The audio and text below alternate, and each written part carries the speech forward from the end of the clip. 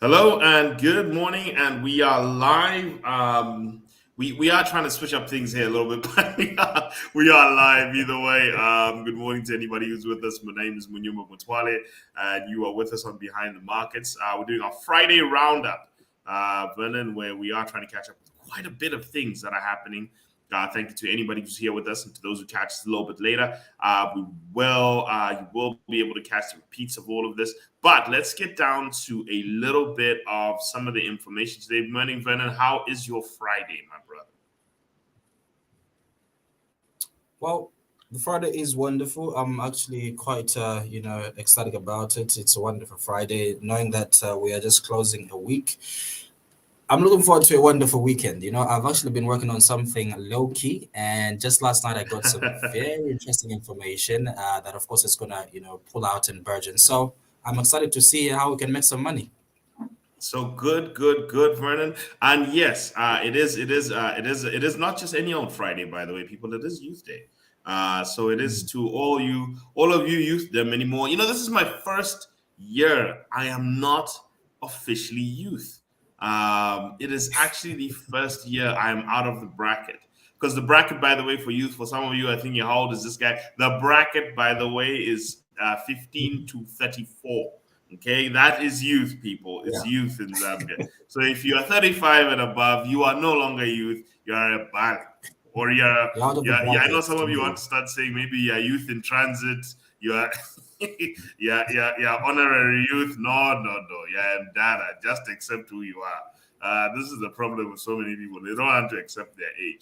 So today, Vernon, I Hmm. want to go through just a few things on the market side, but I really want to break down two specific things: my futuristic thought and my futuristic trend. And good morning to everybody. Thank you for bearing with us. Few technical things here, but thank you for bearing with us. We have actually gotten the jump on the day. Now, starting with the market runs, there isn't much in terms of news, but it is the regular information. There has been market updates coming out of it. We're going to give you the scoreboard on Monday, the half year results score. I mean, the year end scoreboard results. Because about half of the companies have reported. Both of our billion Kwacha banks have reported, and quite a few of the companies. And we're trying to see what trend is up. But the Kwacha did lose 0.28% from Wednesday. Remember that?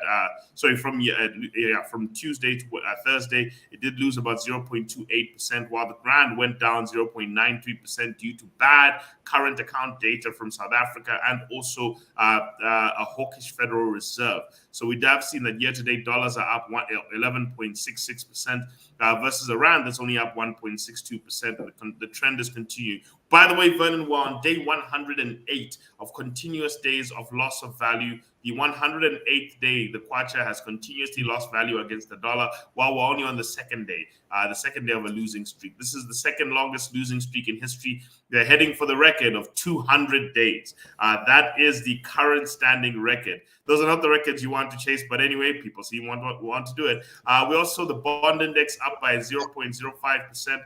Yesterday, up year to date 5.5%, versus the GRZ bond index in dollars, which was up also 0.05%. So it did actually move up positively, while interest rates moved down about 0.002% to 24.05. So we are continuously seeing that the bond market is moving slowly but predictably. And yesterday we did see commodities move up. We did see commodities move quite strong, quite sharply upwards, except for oil.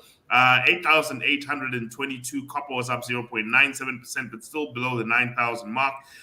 Oil is down to 81.56 in terms of crude oil, 2.05% down, mainly due to Brent crude data. Crude stock data, and also the heightening of an interest rate. Plus, we also saw that gold was up 0.91% in USD yesterday, bringing our wealth protection assets. Now, this is where there's been a switch up, and everybody, I always tell you, when you're investing in crypto, you do it as a part. Vernon, you are my witness here that I always give out this caution when it comes to investing in crypto. I think Vernon can stand as my witness. Correct, my brother. Absolutely, absolutely. There, I there give has you to a be caution. some understanding first. Moderation Cryptocurrency should not exceed more than 5% of your portfolio, especially if you're a beginner, unless you truly know what you're doing here. Do not go above 5% because it's what we call a volatile wealth insurance asset here to hedge against the market moving in a different direction. 12% is what gold has gone up to year to date, but cryptocurrency just this week lost 11% on Ethereum, 12.44% on Bitcoin. Yesterday, we saw Bitcoin drop in Kwacha by 9.38%, and we also saw Ethereum drop by 8.96%, bringing the year-to-date gains of Ether to 33.39% from 36. Remember, these were 55%. So now they've really struggled today because of the loss of value.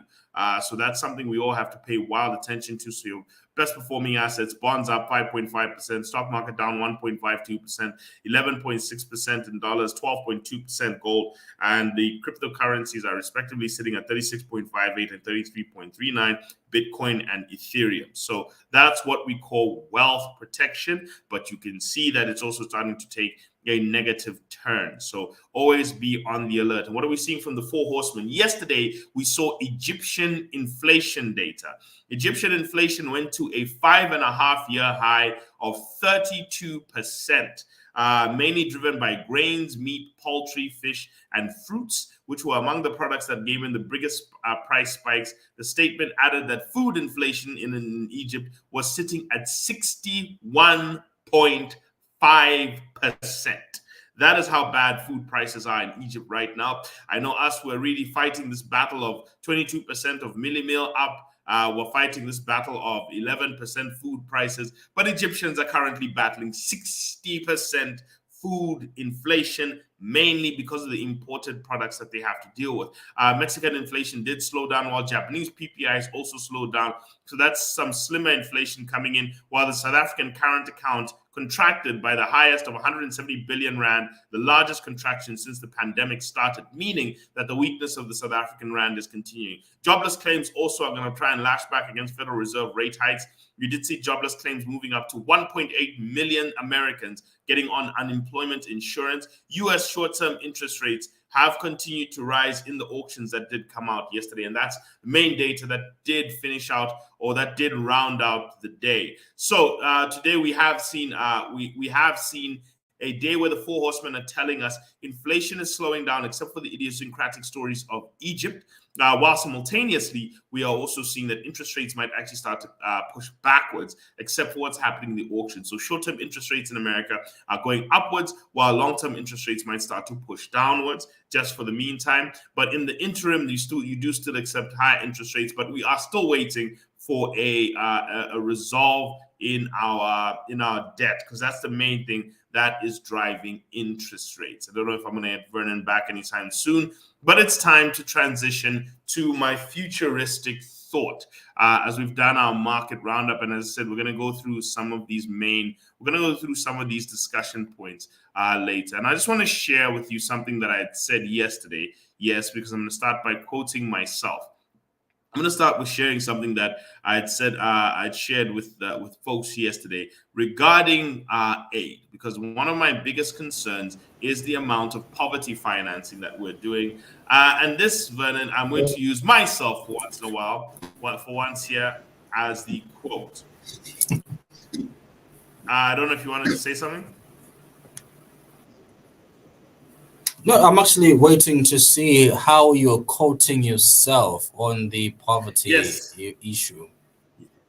So I will read this out. And I did say yesterday, I said, look, it's often quoted by institutions like Oxfam or Jeffrey Sachs, who say with $400 billion or $4 trillion, Jeffrey Sachs says that we could end world poverty in just 10 to 20 years. Poverty could be a thing of the past, and we could defeat it.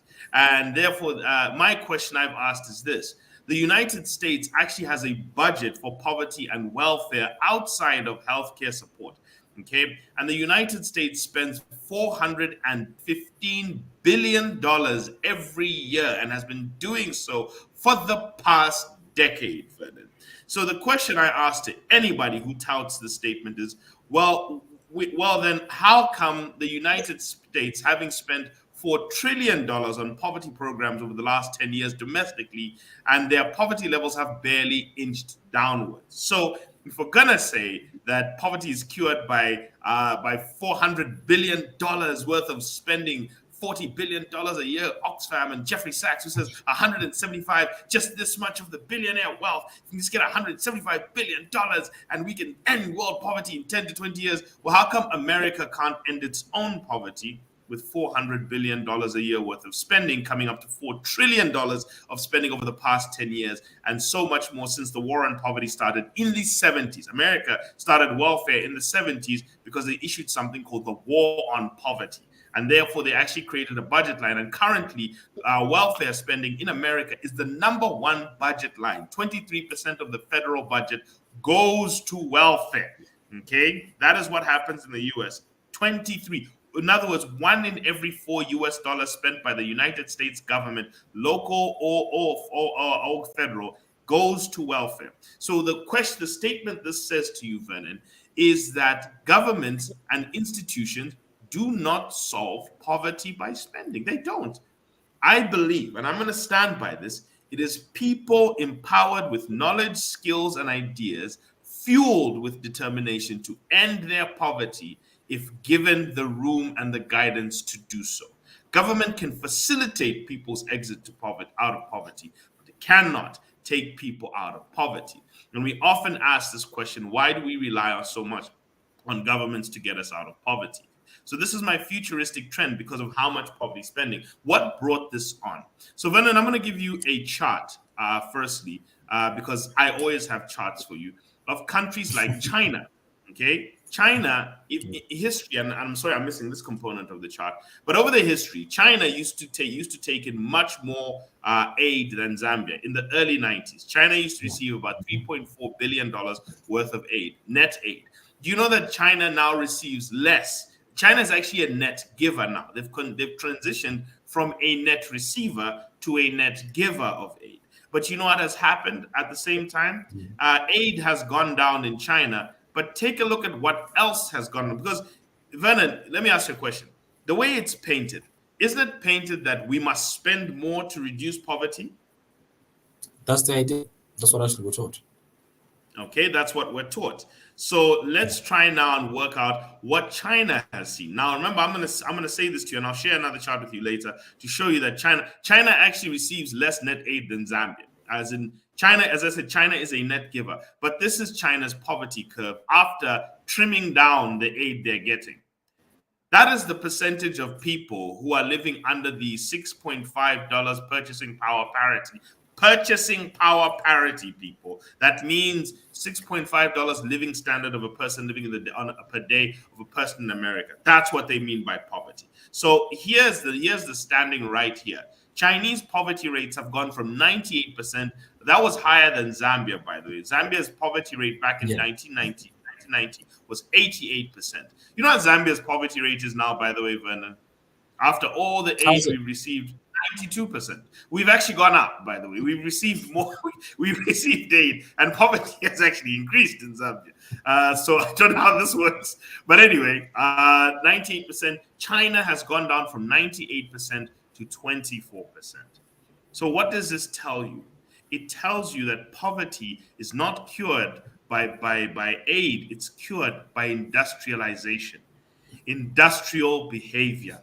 That is what we need to be talking about. Dr. Dambisa Moyo even said it. She said, you all know well, when she was in an interview with Bill Maher back in 2012. Sorry, let me not say Baroness Dambisa Moyo did actually say, aid, not, she said, trade, not aid is what fixes nations. When you trade with people, when you do business with people, you don't have to beg we don't have to beg from one another. If I can produce something of value for you, Vernon, and it's something that I need to buy regularly, you now have a customer. You now have a place where you can have an income stream. So that's actually very important for people to follow. Why have I triggered this point? And I'm going to share now one more point, which is of concern to me. This is a triple graph which we've generated of poverty spending in Zambia versus labor force participation. And you're going to see something relatively alarming. So, on the top left here, for everybody who can see, poverty spending per household. So we've tracked how much money has been spent in terms of social protection by our government per household. As you can see, in 2012, it's actually risen from 65 kwacha, which is these red bars here, up here, these ones at the top. That's poverty per household. It's risen from 65 kwacha per household all the way to 1,980 kwacha per household, Vernon. We are spending 30 times, 30 times, okay, per household in poverty spending than we were just a while back. 30, I'm going to stress that point, okay? Just over the last 10 years, we've increased the poverty spending in this country 30-fold, okay, per household.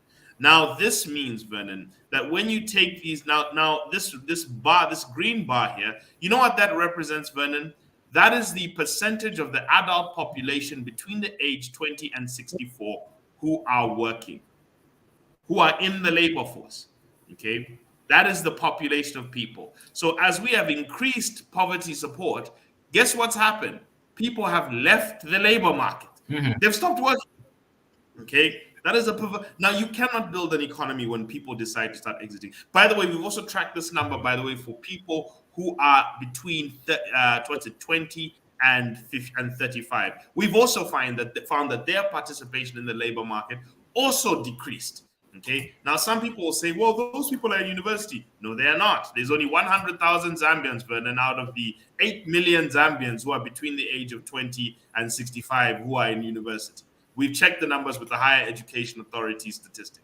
So unless you're telling me those 100,000 have multiplied into making a large quantum, that does not factor why the labor force participation of the working and healthy part of our economy has dropped. Now, you may say, well, it's probably the people from 55 to 65 who have retired. Well, Vernon, here's my concern. They make up less than 10% of our national population.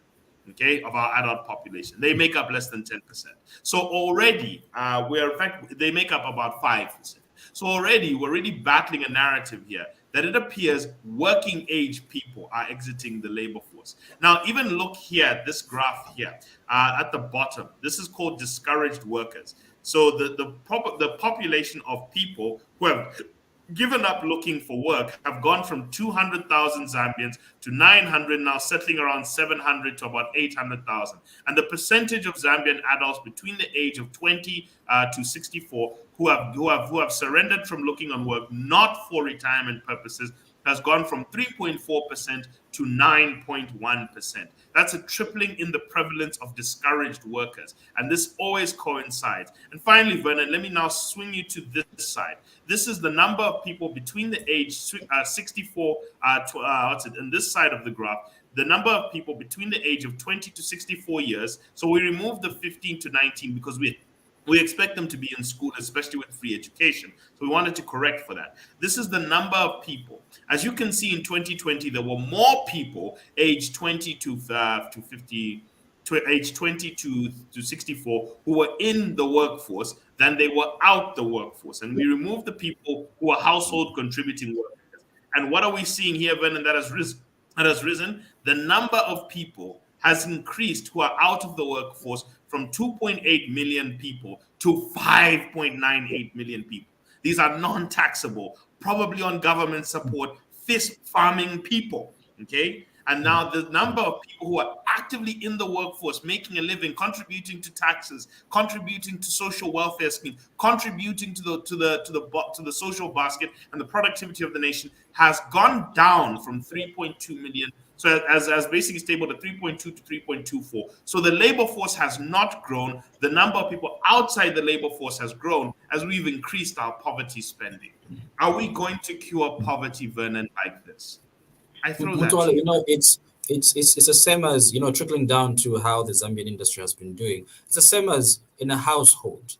In a household, if you are always providing as a father, you're always bringing everything, even at a time when your children have realized the age to go and look out for food and work and be independent financially. But so long as you keep providing for them, you are encouraging laziness. and hence you are likely to experience this very same, let's say, same situation of aiding, resorting to aiding as a way of, alleviating yourself from poverty, which actually is the other way around, killing yourself. So definitely we need Yeah. to look at more people working and not more people expecting free money. And this is why I know that we tout as a country that we've increased social protection spending, we've increased social protection spending. Should we, in the long run, be celebrating this thought? And I know, Vernon, having given the timeline that we're using here, I'm going to just quickly shift to a mode of thinking that came from Vusi Tembakwayo had a recent tiff with people. He had a really tough moment with a lot of people regarding a comment he made, and a lot of people went after him. And I'm just giving you the backstory. A lot of people went after him. Busi Tambakwaya made the statement when the Keenan Forbes, the singer AKA, was shot. And he said, the sad part. And I think he was trying to stress this point, but unfortunately in Zambia, I'm not in Zambia, in the rest of this, in this social media age, we take a very micro approach. What we hear someone say in 2 seconds counts way more than what they actually meant. And unfortunately, that's where he has been misunderstood. So what he was trying to say is that if it was the apartheid government who were chasing a criminal, okay, he said they would have got this person. But unfortunately, our freedom government, okay, are not doing it. And he says apartheid is a crime. I think what people don't understand is in that environment, he lost his father in that environment. He faced racism. If you read his book, Story of a Black Dragon, he chronicles what he had faced in terms of racism. But he has taken a pragmatic approach towards trying to resolve what he has faced. Now, in the speech, he said, one of the problems with us Africans, why we are struggling, and you're talking about South Africans, is why we are struggling to defeat our oppressor is simply because we have chosen to be angry with them as opposed to actually dealing with the pain. As opposed to actually learning to become more capable than they were. And he said, if you do not become more capable than your oppressors, than your former people were, then you will struggle to be able to defeat what they did to you. And why I'm trying to say this, Vernon, is that one of the reasons, even Zambia, why do we struggle to defeat the very sin of colonization that we faced is because we are more interested in trying to pimp them out and trick them out for aid that they for the entitlements of aid that they owe us than to try and learn from them. Why did they manage to put us in there? How did a couple of thousand South Africans, I'm not South Africans, a couple of thousand British manage to come into a country of over 1 million people, millions of people, and subdue us? How did they successfully do this? And what tools did they have? Was it their industrial capabilities? Was it their power? What is it that actually led to them having that capability? And it's the same question, by the way, that you ask even of Indians. Okay, how did a few thousand British, a couple of tens of thousand British, manage to subdue India? So here's a statement by Professor Amy Chua, who wrote the book Political Tribes. I think it's one of the books that transformed my mind into how to actually think about what happened to us. And she states this. She says Britain's divide and rule strategy had allowed them to successfully rule over multitudes of subjects with relatively small occupying forces. They were obsessed with ethnic, religious, tribal, and caste differences among their subjects and population, and often deliberately pit these groups against each other. This is how 40,000 British ruled over 200 million Indians. And it's no wonder that today's modern political and politics and political tribalism is not just a localized adaptation of this concept in order to turn citizens into subjects and transform the democratic governance to colonial rule. This is a question she actually puts out in her book, Political Tribes, for people to actually understand. And she was trying to sort out why there's so many parts against each other. And divide and rule is actually a very powerful system that can be used against people. And why I say this is sometimes we have to be very careful about this divisive stuff that is happening to us and all this one fighting each other, two demanding handouts from our colonizers. I know that I'm dragging into a moment here, but there is just a thing I wanted to leave with everybody here in Zambia, that especially us in the youth, if you want to solve the problems and the ills of colonization, that happened to us and you want to catch up with the world, I'm going to leave you with two quotes by Sun Tzu. And Sun Tzu from The Art of War says this. He says, to know your enemy, you must become your enemy. And why is it important to know your enemy? So yes, it says to know, and Sun Tzu says, to know your enemy, you must become your enemy. Okay, that is a book, as I said, the book before, it's called Political Tribes by Professor Amy Chua. But another quote, which is so important that Sun Tzu does point out, and I really want you to keep this, to know your enemy, you must become your enemy, and how important that statement is. But I want to share this other part by Sun Tzu from The Art of War, where he says this. He says, if you know your enemy, and yourself, you never fear the result of 100 battles. But if you know yourself but not your enemy, for every victory gained, you shall suffer a defeat. And if you neither know your enemy nor yourself, you shall succumb to defeat all the time. What is he saying here that's very important? Study your enemy and become better than them. To study your enemy, you must almost become them. You know what China did to defeat the British and to defeat all the colonial forces that controlled China? They became the very capitalists they despised, and they did capitalism better than them and made America and the rest of the world dependent on them for the capitalist system they got their power from. And today, China is gone from one of the poorest countries in the 1990s to one of the most powerful nations in the world, on the heels of America dictating African policy, battling with America now toe to toe, and keeping them awake at night. They have pulled their people from 98% poverty to 24% poverty because China lived by this principle. They had to know their enemy as they know themselves, and in order to know their enemy, they became their enemy. They transitioned from communism to capitalism, embraced it, and defeated them at capitalism. If you want to defeat the ills of inequality and colonization as a generation, if you really want to undo, you must learn the system that subjugated you, and you must learn to defeat it by knowing it as well as you know yourselves. But standing in with your hands and placards, constantly saying, in 16 Chakuti Chakuti, they did this to us, in 15 this, the British this. This is how, by the way, Vernon, the British arrived in Zambia in 1851. They subjugated Zambia by 1890 and had a full protectorate by the early 1900s. Why did they do this? Because when Britain comes to do business in Zambia like they did, they studied us. Britain arrived in India, by the way, in 1775, but took over India in 1850. They took 100 years studying the Indians, studying their differences. They studied them so well, and then they managed to subjugate them with a small group of people. They did the exact same thing in Zambia. David Livingstone arrives in Zambia, 1851. They come flocking in to check what's happening. They study the Zambians. They write notes. They figure out who these people are. 1890, bam, they've got your mines, they've got your lands, they've got your governance system. Why? Because of the 40 years between. So the key, Vernon, to studying your enemy and being methodical is being patient.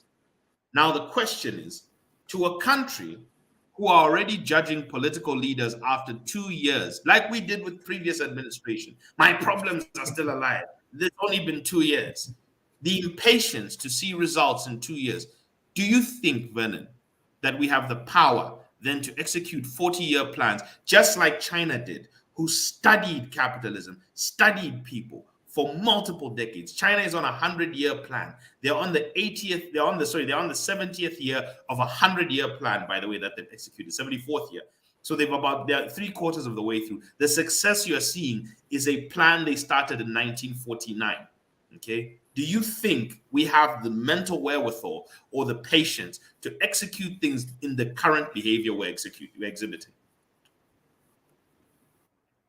I highly doubt that. I honestly do. I think that there's a bit more aligning that has to be done. It's good that we have good more. Then also, in a spirit of progressiveness, if Mutwale, you serve your term 5 years and you leave certain projects, of course, hanging and still ongoing, it's okay for me to carry on with the plan that you have already started in light of developing the country and not trying to show that I'm better than you. Because now we are now allowing this person comes in during their term, they allow their investors come in and do whatever damage and development, the little development, and the next person also wants to set a different precedence. And you find in the long run, it's like we are all coming back on level one, and the other guy also comes build up to say maybe 10, 15, and the next guy comes in and we're building still from level one. And really development in that nature is quite slow. But if we had a sense of, okay, where we're standing as a country, not as a political party or as a leader or as but where do we stand and what are we trying to fight, like you mentioned. And if we can understand our enemies, as you put it, and we fight them continuously, if it could take people 40 years to a country so they can overtake them, that is the way to go. It is supposed to be, cumulative like that, and not in 5 years you want to end all the problems that we've had for the last 20 years. I think that's impossible, really. Then in 2 years, we're complaining that those problems are not over. In 2 years, we're already demanding that those things be defeated. Okay, so I just, like I said, I wanted to. I know that this has been a battle, but I will, in the essence of trying to carry this conversation, I think we'll have to continue this on Mindset Monday. This is going to be the formulation of Mindset Monday of being strategic. I think we're preempting it, and I will share the Vusi Tempokwa video with everybody of what he said in the moment where he was trying to say, you must learn to move from just being angry about colonization to eventually now saying, okay, now how do we come better? Because the fact that they subjugated us means there was a weakness. So we need to outdo that weakness and become better than them so that in future, because all Zambia has done is shifted from colonial rule to neo-colonial rule where investors control you to Eastern neo-colonial rule where Chinese investors are controlling you. But it's never the Zambian people who are controlling themselves, and independence was just an exercise for politicians to get into parliament, but not for the people and the masses to determine their own economic future. That is the failure of the last 50 years of this country plus. And that is what we, as the young people who are going to be here for the next 50 odd years, because when you are going to live to age 75, what Zambia do you want to leave behind for your children and your grandchildren in age 75 requires what Zambia you are building today. Okay. And that is an important thing that I wanted to put. So we're going to talk about being methodical and strategic. And I'll share all these resources on my page for everybody. From the book from Professor Amy Chua, Political Tribes, to the quote from Sun Tzu, so that we can learn, become Zen people. That's what we need to do. Thank you very much, Vernon, for tolerating my ranting today. Rantings and musings. And have a wonderful day, my brother. And happy Youth Day. Happy Youth Day coming up soon.